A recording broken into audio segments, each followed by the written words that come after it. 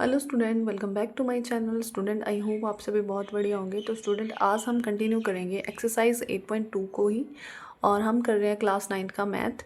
तो करेंगे इसका क्वेश्चन नंबर 1। क्वेश्चन नंबर 1 क्या दे रखा है स्टूडेंट? यहाँ पे दिया हुआ है A B C D is the quadrilateral in which P Q R and S are the mid points of side A B B C D and D A C is the diagonal show that. बोल रहा है क्या है, हमारे पास A B C D एक quadrilateral है जिसके अंदर ए बी साइड के ऊपर पी जो मिड पॉइंट है, बी सी के ऊपर क्यू मिड पॉइंट है, डी सी के ऊपर आर मिड पॉइंट है और ए डी के ऊपर एस मिड पॉइंट है। हमें शो करना है, और यहाँ पे दे रखा है A C is the diagonal, A C इसका डायगोनल है, और शो करना है कि S R is parallel to A C. ये जो एस आर है वो ए सी के पैरेलल है, and S R is equals to half of A C. ये जो एस आर है ये ए सी का आधा भी है, हाफ है, ठीक है।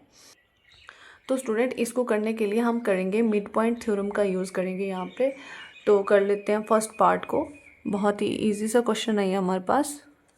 करते हैं इसका सॉल्यूशन। फर्स्ट पार्ट को करते हैं यहाँ पे। सो स्टूडेंट, अगर आप देखो, हमें प्रूव करना है S R is parallel to A C, मतलब ये जो एस आर है ये ए सी के पैरेलल है और हाफ भी है, ठीक है। तो इसको प्रूव करने के लिए हम यहाँ पे लेके चलेंगे कि ये जो साइड ए डी है ना, इसके ऊपर एस जो मिड पॉइंट है, और साइड डी सी के ऊपर आर मिड पॉइंट है ना। तो यहाँ पे हम लिखेंगे S and R mid point of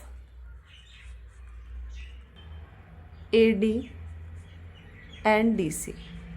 side A D के ऊपर एस मिड पॉइंट है और डी सी के ऊपर आर मिड पॉइंट है। अब स्टूडेंट, मिड पॉइंट थ्योरम क्या बोलता है कि जब किसी दो साइड के ऊपर, ट्रायंगल की दो साइड के ऊपर दो मिड पॉइंट दे रखे हों, उनको अगर जब हम मिलाते हैं, ये जो लाइन बनती है हमारे पास, ये ना थर्ड साइड की क्या होती है, पैरेलल होती है, और उसकी हाफ भी होती है, ठीक है। तो यहाँ पे हमारे पास आ जाएगा, यहाँ पे आ जाएगा इन ट्रायंगल ए डी सी। इस ट्रायंगल को चूज़ करके चलेंगे, बाकी चीज़ को इग्नोर करेंगे, बस इसी ट्रायंगल पे ध्यान देंगे। तो यहाँ पे एस आर जो होगा वो क्या हो जाएगा, एस आर किसके पैरेलल हो जाएगा, मिड पॉइंट थ्योरम के according S R is parallel to A C. And ये जो एस आर है ये हाफ ऑफ ए सी भी होगा, तो यहाँ पे आ जाएगा S R is equals to half of A C. और कैसे किया हमने ये हमने किया बाय मिड पॉइंट थ्योरम। तो साइड में लिख देंगे रीज़न, मिड पॉइंट थ्योरम का यूज़ किया है। इसको नाम दे देंगे इक्वेशन 1 का। हमारा फर्स्ट पार्ट यही था कि S R is parallel to A C prove करना है, और S R is equals to half of A C prove करना है। तो ये हमारा प्रूव हो गया है ना। तो यहाँ पे ये पार्ट तो कंप्लीट हो गया हमारा फर्स्ट पार्ट। सेम इसी तरह से इसका सेकंड पार्ट करेंगे। सेकंड पार्ट में हमें प्रूव करना है कि पी क्यू और इक्वल्स टू है एस आर के। ये जो पी क्यू है ये एस आर के पैरेलल है, ठीक है।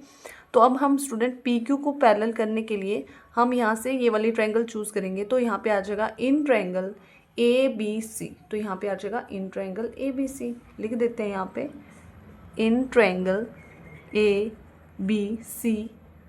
ए बी सी ट्रायंगल के अंदर ध्यान दो स्टूडेंट, तो साइड ए बी के ऊपर पी जो मिड पॉइंट है और बी सी के ऊपर क्यू मिड पॉइंट है। जब हम इन दोनों को ज्वाइन करेंगे तो ये जो लाइन होगी ये ए सी के पैरेलल में होगी, और ये लाइन हाफ ऑफ ए सी भी होगी, राइट। तो यहाँ पे हम वही लिखेंगे कि P and Q R mid point.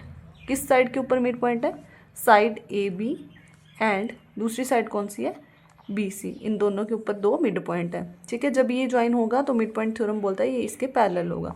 तो यहाँ पे हम लिखेंगे side P Q is parallel to A C and P Q is equals to half of A C.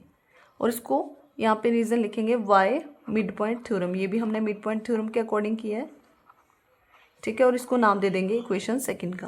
Now from equation first and second, अगर आप फर्स्ट और second equation पे ध्यान दो तो यहाँ पे देखो इसकी जो राइट हैंड साइड है और S R is equals to इसकी जो राइट हैंड साइड है, ये राइट हैंड साइड और ये राइट हैंड साइड के आपस में बराबर हैं। हाँ, ये आपस में बराबर है। तो अगर ये वाली साइड इसकी आपस में बराबर है तो इसकी जो लेफ्ट साइड है दोनों की वो भी तो बराबर होगी फर्स्ट और सेकंड इक्वेशन से। तो हम यहाँ पे फर्स्ट और सेकंड इक्वेशन से कंक्लूजन निकालेंगे from equation 1 and 2 S R is equals to P Q, ठीक है। क्योंकि अगर इसकी राइट हैंड साइड बराबर है तो लेफ्ट हैंड साइड भी बराबर होगी। तो यहाँ पे आ जाएगा S R is equals to P Q, और जो हमारी की सेकंड पार्ट में प्रूव करना था, जो कि प्रूव कर दिया। अब सेम इसी तरह से इसका थर्ड पार्ट करेंगे। थर्ड पार्ट में हमें प्रूव करना है क्या, P Q R S is a parallelogram. PQRS, ये जो अंदर बन रहा है ये एक पैरेललोग्राम है। और स्टूडेंट आपको पता है कि पैरेललोग्राम में हमें क्या प्रूव करना होता है कि ये जो साइड्स है ना, अपोजिट साइड, ये इक्वल होनी चाहिए और अपोजिट होनी चाहिए। थर्ड पार्ट, अभी थर्ड पार्ट पे आप ध्यान दोगे स्टूडेंट, यहाँ पे अभी हमने प्रूव किया कि ये जो SR है वो किसके इक्वल है, PQ के बराबर है। तो हम यहाँ पे लिख देते हैं SR is equals to PQ। हमने प्रूव किया कि ये SR और PQ बराबर है आपस में। अगर मैं इनको पैरेलल भी प्रूव कर दूं तो मैं बोल सकती हूँ कि ये जो PQRS है ये एक पैरेललोग्राम है, तो ये भी प्रूव कर लेंगे। देखो अगर आप फर्स्ट और सेकंड इक्वेशन को देखो तो यहाँ पे हमने लिखा PQ is parallel to AC और SR is parallel to AC, ठीक है। SR भी AC के पैरेलल है और PQ भी AC के पैरेलल है। AC जो है वो हमारा कॉमन साइड आ रही है, तो इसका मतलब अगर ये इसके पैरेलल है और ये भी इसके पैरेलल है तो ये दोनों भी तो आपस में पैरेलल होंगे। तो यहाँ पे हम लिख सकते हैं कंक्लूजन कि SR is also parallel to PQ। SR और PQ भी आपस में क्या हो जाएंगे, पैरेलल हो जाएंगे। तो यहाँ पे हम लिख सकते हैं कि opposite sides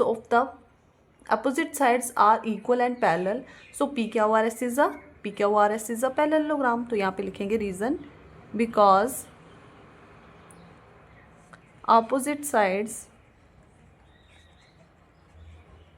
are equal and parallel, PQRS is a